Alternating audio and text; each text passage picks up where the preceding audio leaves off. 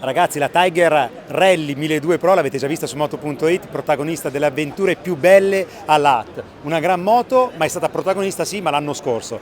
Adesso andiamo a vedere le novità Triumph di quest'anno 2023 e partiamo sicuramente con la gamma Street Triple e siamo con Alberto Marazzini di Triumph Italia. Ciao Alberto. Ciao Andrea, ciao.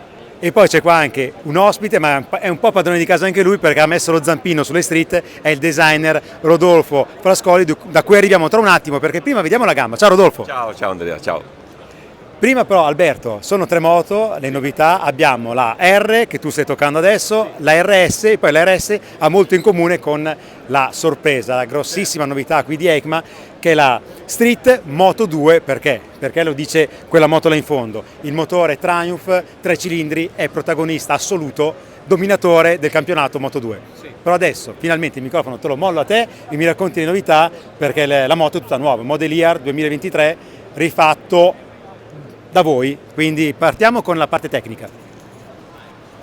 Allora, diciamo che abbiamo voluto evolvere la piattaforma Street Triple in modo estremamente completo, andando a toccare tutte le aree sensibili e prioritarie della moto. Quindi al di là dell'aspetto estetico del design che poi Rodolfo vi racconterà, abbiamo innanzitutto lavorato sul motore, il motore a 3 cilindri che pur mantenendo la caratteristica curva di coppia, l'erogazione piena a tutti i regimi, sale di prestazioni sia a livello di potenza che a livello di coppia. Arriviamo a 120 cavalli sulla versione R e addirittura a 130 cavalli sulla versione RS e sulla Moto 2, facendo di queste moto le più potenti della propria categoria. Ricordo tra l'altro che il peso in ordine di marcia è rispettivamente di 188 e 189 kg sui vari modelli, quindi il rapporto peso-potenza è veramente interessante.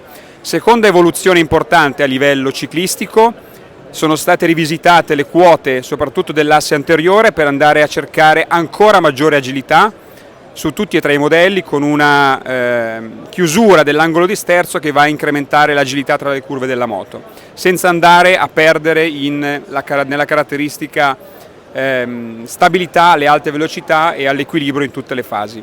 Terzo aspetto importante, la tecnologia di bordo, piattaforma inerziale a 6 assi, cornering ABS, cornering traction control, 5 modalità di guida sulla RS, 4 modalità di guida sulla R e tutto quello che riguarda l'ultima generazione della tecnologia e del pacchetto tecnologico a supporto del pilota. Altro aspetto importante che riguarda la nostra gamma, come anticipavi, l'arrivo di una esclusiva versione Moto 2 Limited Edition, che qui abbiamo la fortuna di esporre in una delle due varianti estetiche. Parliamo del top di gamma della famiglia Street Triple, quali sono le caratteristiche fondamentali che la differenziano. Vai.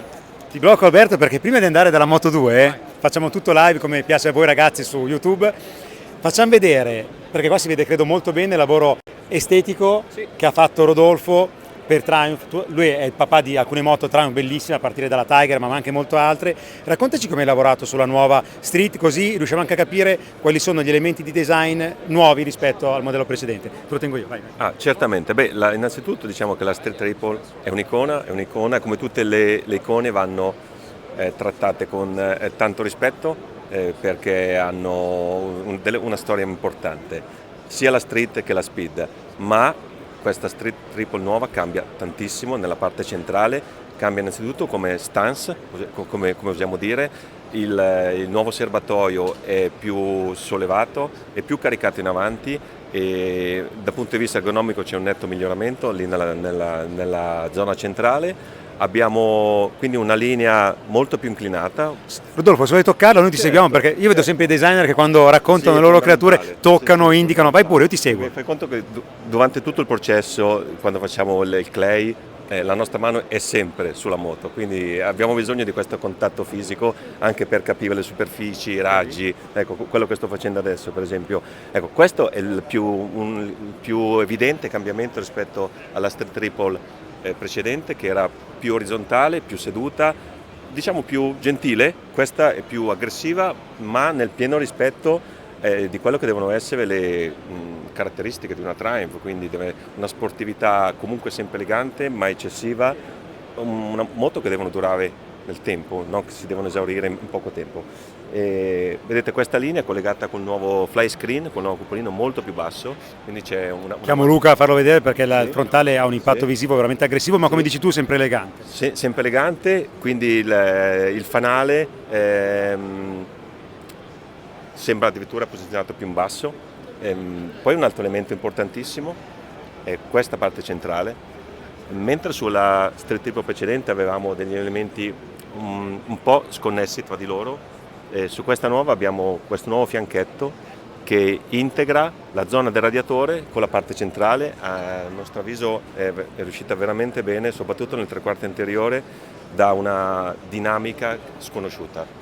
Poi abbiamo un nuovo scarico, l'abbiamo studiato dal punto di vista stilistico con molta attenzione, molto molto bello col terminale che a seconda delle versioni può essere o tutto in alluminio oppure bicolore o addirittura col fondello in carbonio nella versione Moto 2, che è fantastica. E infatti adesso c'è Alberto che era già pronto sulla Moto 2, l'ho interrotto poverino, andiamo a vedere la Moto 2 perché è un'edizione limitata, 765 esemplari nelle due colorazioni. Esatto. Però per i prezzi ragazzi e soprattutto per le caratteristiche vedo Alberto Marazzini prontissimo sul pezzo. Questa è veramente una moto spettacolare per i più sportivi, però come diceva Rodolfo il connubio tra eleganza e sportività della Street rimane unico nel panorama motociclistico delle nude, è veramente una moto azzeccata, venite a vederla perché è molto bella.